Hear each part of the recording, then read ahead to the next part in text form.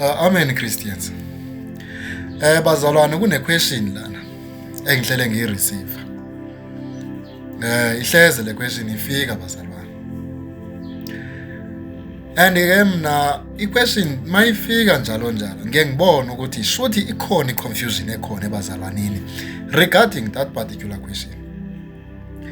Ngihleze ngibuzwa ngabazalwane noma kunabazalwane abamane bengibuza ukuthi ngomuphi lo Johane owabhala incwadi yesambulo noma lo Johane owabhala incwadi yesikhilelo. And abazi nokuthi ngulona yini owabhaptiza uJesu because lo kuvela ukuthi wanqunyula inhloko uHerod. And then kunomnye uJohane omentionwa as unyana kaZabhedi. So ngithe mangida-identify iBhayibheli ngibabheka abaJona angibabali bangaphi kahle ngafumana isibaba ngu4. Ngifuna ke bazalwane ukwenza i-distinctions because abantu bafuna ukwazi uJohane lo wabhala incwadi yesikhilelo ukuthi ungomuphi, noJohane umbhaphatisi ukuthi ungomuphi, noJohane omuphi uJohane lo wabhala incwadi yevangeli the Gospel of John ukuthi ungomuphi. Bazalwane ngifuna ukuyiveza lento nje clearly. uJohane wokuqala kulona owazalwa ngesikhathi kubusa ukumkani uHerod. Ngombi ke lo Johane okuthiwa ukubizwa kwakhe nguYohane umbhaphatisi.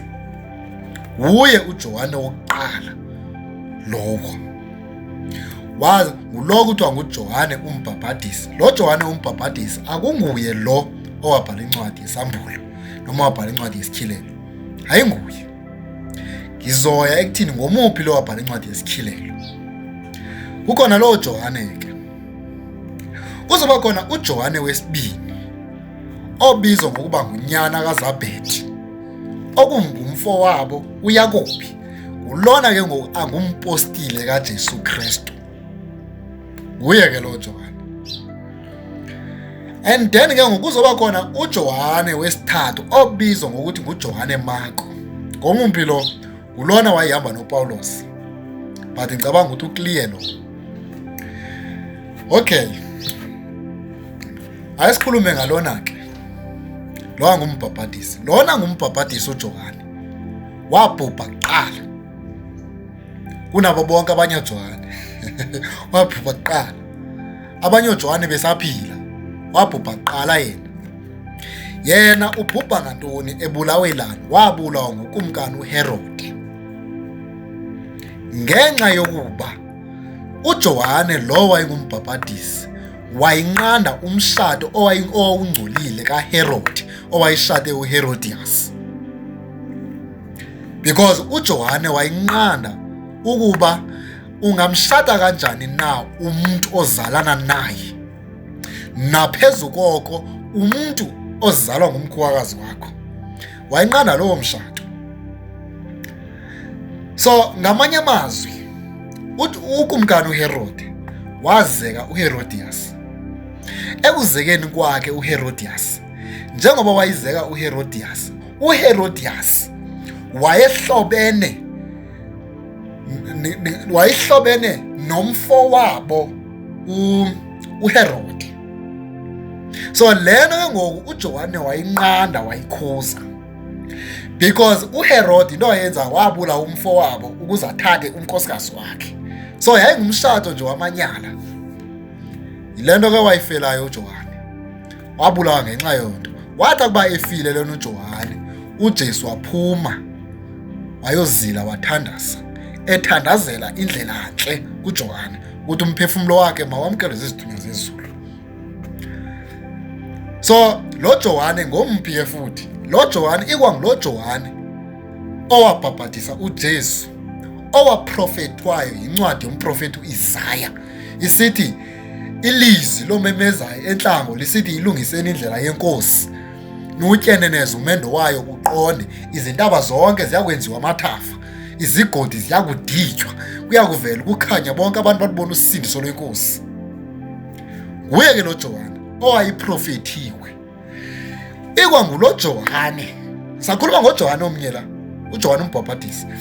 Ngulo Johane lo owathini ngo mane nigodla ke ngo. Ngulo Johane lo owayithunyiwe ukuthi makaprofete ukuthi uJesu ungubani, ngulo wayezolungisa izigcawu elungiselela uJesu. Isho ukuthini lona? Isho ukuthi wayezobonisa abantu ukuthi uMesiya seyifikile emhlabeni. But kwenzekeni uJohane uye waboshwa. Wathi mayeboshiwe waboshwa engakaboni izenzo zikaJesu ukuthi ngempela unguye yini uMesiya. Waboshwa wase ethuma abafundi bakhe ukuthi anihambe niyombuza ukuthi ngulowo naye simlindileyo ukuthi makafike yini noma silinde omunye na. Waphendula uJesu esithi, hambani niyomtshela uJohane ukuthi izimfama ziyabona, abagulayo bayaphiliswa, iziqhwala ziyahamba, abafileyo bayavuswa. Why uJesu waphendula kanjalo? Because uJohane wayesazi ukuthi uMesiya uzovula amehlo emfama, aphilisa abangaboniyo, aphilisa abagulayo. Wayesazi ukuthi uzokwenza lezo nto. Hence kwakukhona isiprofeto encwadini yomprofeti uIsaya esithi, inkosi, umoya wenkosi uphezu kwami, ngakho ke indithumile ukuthi ngikhulule abathinjwa abasebumnyameni, ngivalise indaba zosindiso kwabakude, ngiphilisa abagulayo. Wayesazi uJohane ukuthi uMesiya maseyifikile. Esa siprofeto sibhalwe encwadini yomprofeti uIsaya sizofezekiswa ngoba nguye ozosenza. Ngale mpendulo uJohane waqonda ukuthi uMesiya lo, wase yabhubha uJohane. Kuzoba khona uJohane wesibili okuthi igama lakhe unyana kaZabhedi, okungumfowabo uYakobe. uYakobe ungumpostile kaJesu, naye lo Johane nguye ke lona uJohane angunyana kaZabhedi owabhala incwadi okuthiwa incwadi kaYohane ethi eqaleni ulizwi waye ekhona. Nguye ke lo Johane. Second, ngulo Johane owabhala iletters eziyi-3 ezibhala ekugcineni okuthiwa zincwadi zikaJohane eziyi-3. Ngulo Johane wabona incwadi yesambulo. Nguye ke lo. Ngompilo Johane ngulo angumpostile. Nizwile ke lento yabazalwane? Nguye ke lo Johane angumpostile. Nguye wabhala incwadi yesikhilelo. Abapostile abali-12 babhubha bonke bebulawa zikumkani zaseRoma. Yena wasala waba ngumpostile omdala, wabhubha mva.